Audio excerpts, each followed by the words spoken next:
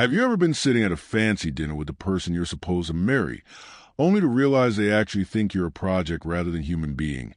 Have you ever had someone try to fix the way you speak while they're literally living in a house you paid for? Well, let me tell you about the night I finally stopped working on my accent and started working on my exit strategy.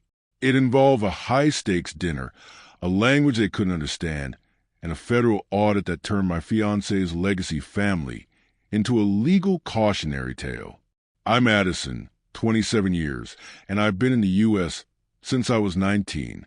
I'm an architectural consultant, which basically means I spend my days making sure skyscrapers don't fall over. English is my third language. I've spent thousands of hours and probably more money than I should admit on speech coaches to sound professional. But apparently, to my fiancée Angelina, 25, and her old money parents, I still sounded like a social liability. The blow-up happened at this place called L'Hermitage. You know the type, the kind of restaurant where they have a dress code for your socks, and the waiters act like they're doing you a favor by bringing you water. We were there with Angelina's parents, Richard and Elena. Richard is a senior partner at a big shot law firm, and Elena is basically a professional snob. I was in the middle of explaining some complex structural issues on a new project downtown. Something about cantilevered sections and lateral loads. When Angelina's fork hit her plate with a loud clack, she didn't even look at me. She looked at her mom and sighed like I had just spilled red wine on a white rug. "Addison, honey," she said, using that fake, sugary voice that always meant she was about to insult me. "Your accent is just so embarrassing tonight. We're in public, and people are looking. Can you just, I don't know, talk normal?" For once, the table went dead silent. I could feel the heat rising in my face. I looked at Richard, who just adjusted his tie, and Elena, who took a slow sip of her wine like she was watching a movie. "I'm sorry," I said. My English was actually perfect, clipped, clear, and grammatically flawless. "I'll work on it." "Please do," Elena added, not even looking up. "It's a bit immigrant, isn't it? It doesn't really fit the family brand, dear." The family brand. That's when it clicked. I wasn't her partner. I was a trophy she was trying to polish. So I decided if they wanted normal, I'd give them my normal. "Sai ka tum, Angelina. Bilkul sai," I said, leaning back and switching entirely to Hindi. Angelina blinked. What was that?" "Stop it, Addison. That's not funny." "Kyan? Tum hai to ka the ki main normal bakarun." I replied, my voice getting louder so the tables nearby could hear. "Merely Mary Matribasha High Sab Sayada Normal High." Richard frowned, looking annoyed. "Addison, don't be a child. Speak English." I turned in with a huge, fake smile. "Apko lagda hai ki main bachahun? Shayad apko yanai parakijai's legacy, ki epibat kardihane. Womir deshme midi kabarabar high." I spent the rest of that 3-course meal speaking nothing but Hindi. When the waiter came over, I ordered my espresso in Hindi. When Elena tried to lecture me about etiquette, I just laughed and hit her with a rapid-fire proverb about how even a golden cage is still a cage.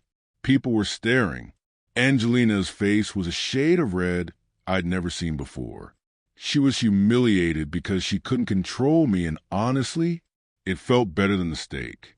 The drive home was quiet until we got inside. We lived in a beautiful house. A house I paid the down payment on and covered the mortgage for, but because of some trust-building paperwork Richard had pressured me into, her name was on the deed. "You humiliated me," she screamed the second the door shut. "My father was going to give you a board seat at the foundation.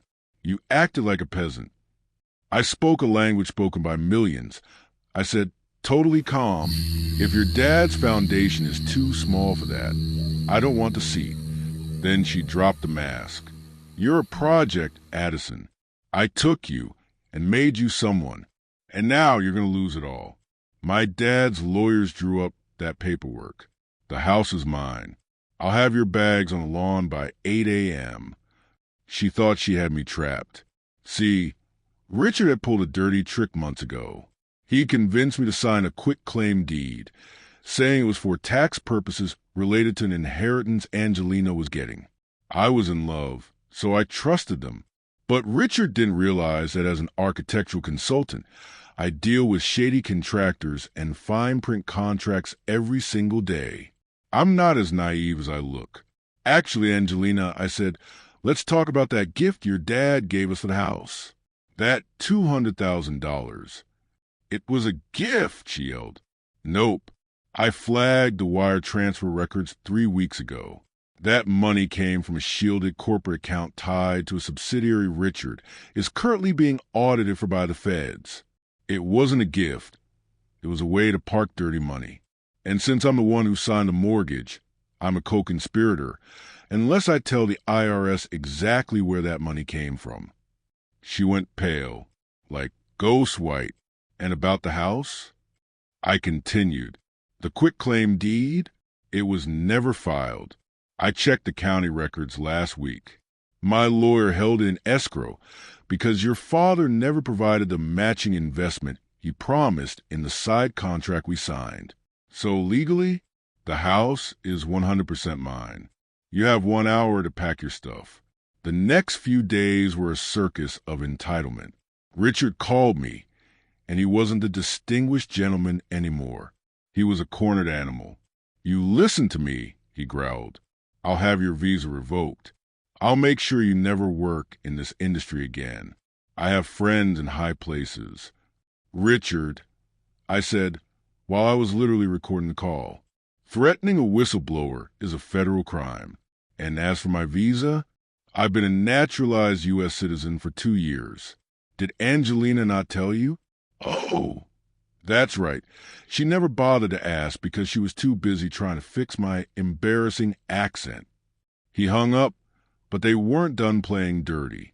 Angelina actually showed up at my office with her cousin, who's a local cop, tried to intimidate my assistant into giving her my personal laptop. They claimed I had stolen family heirlooms, which was hilarious because the only thing she owned in that house was a designer shoe collection I paid for. I walked out of my office with my phone, recording the whole thing. Hey, officer, I said to the cousin, you're off duty in uniform, conducting an illegal search without a warrant. Angelina, you're trespassing. I'm calling 911 right now, and this video is going straight to the Police Internal Affairs Bureau. The cousin realized Angelina's ego wasn't worth his badge and scrambled out of there. Angelina just stood there, shaking with rage. I loved you, she screamed in front of my entire staff. No, I said, you loved a version of me that didn't exist. You loved the exotic boyfriend until he started having his own opinions. But the real revenge? That was a slow burn. Richard's firm was built on integrity, but I knew for a fact they'd been cutting corners. In my line of work, you hear things. I knew they'd use substandard concrete on 3 major apartment complexes to save money, then bribed an inspector to sign off on it. I didn't just go to the cops. I went to the insurance companies.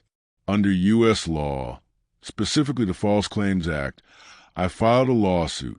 If the government recovers money, I get a cut.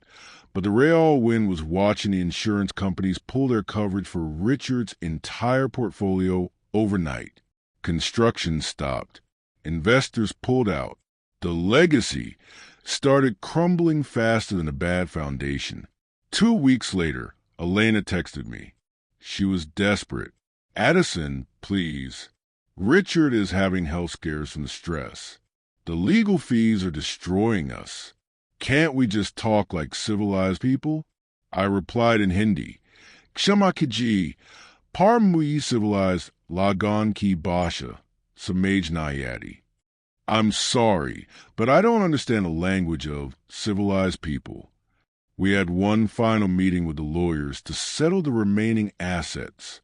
Richard looked 10 years older. Angelina looked like she'd been crying for a week straight.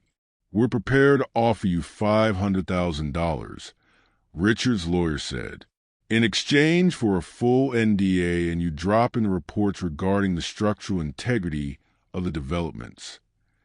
I looked at Richard. He actually thought he could still buy his way out. "I don't want your money," I said. "I've already submitted everything to the State Board of Engineers. It's public record now. You can't buy silence when the buildings are already cracking." Richard let out this low, pathetic sound. "You destroyed us over a comment at dinner?" "No," I said, standing up. "I destroyed you because you thought my journey, my language, and my hard work were things you could look down on. You're right, I'm not normal. I'm the guy who's taking your house and your reputation." As I walked toward the door, I turned back to Angelina. "Oh, an engagement ring? You know, the one your dad said was a family heirloom that he wanted back? It's a lab-grown diamond. I knew you guys were shifty, so I bought a synthetic one for the public brand. I sold the real one and donated the money to a nonprofit that helps immigrants get their professional licenses verified in the U.S. I thought you'd like that."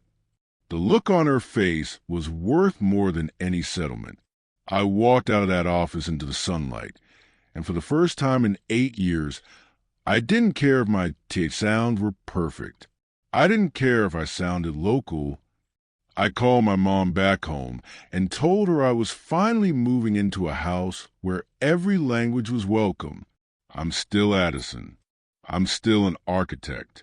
But I'm done being someone's project. The locks are changed, the legacy is in court, and I'm finally speaking my own language. If you want to see more stories where the embarrassing guy ends up owning the house and the narrative, hit that subscribe button. Would you have kept the ring? Or is a donation the ultimate power move? Let me know.